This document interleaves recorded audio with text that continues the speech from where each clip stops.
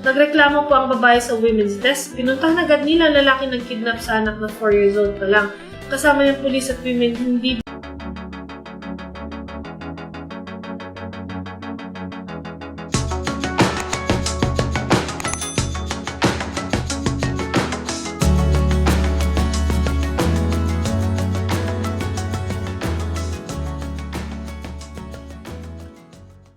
Sabi ni Janet, Attorney, ask ko lang po about RA 9262. Yung anak po niya ay nag-kidnap ng asawa niya sa tulong ng kapatid ng asawa niya lalaki. Nagreklamo po ang babae sa women's desk. Pinuntahan agad nila lalaki ng kidnap sa anak na 4 years old pa lang.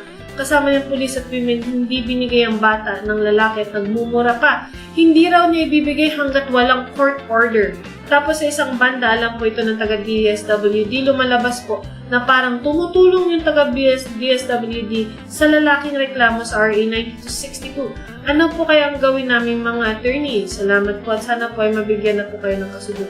Wala pa yan. Hindi, Janet, ang tanong dyan, mag-asawa ba sila? No? Pag hindi sila mag-asawa... nakidnap ng asawa niya. Yung anak po niya ay kidnap ng asawa niya.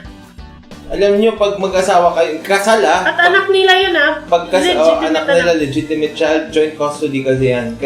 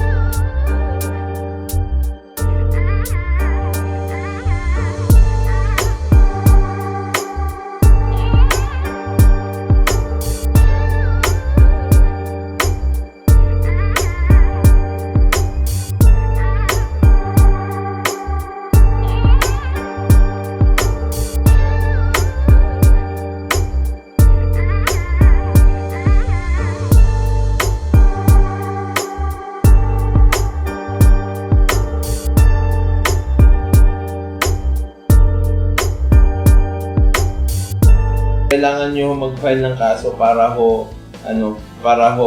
mabawi nyo yung bata. Pero kapag kunwari hindi sila kasal, ang sole custody ay nandoon sa babae.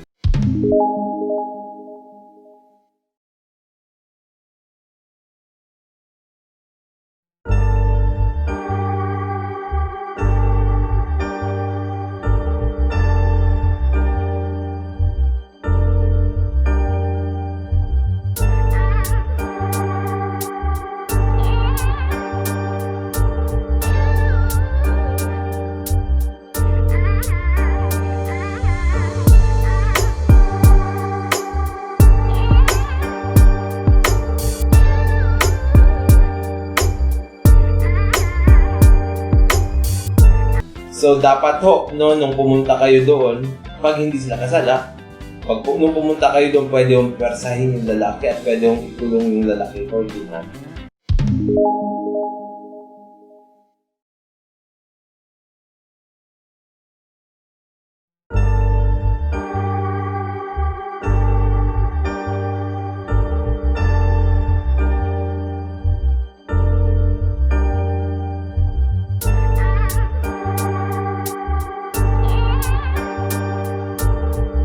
Okay.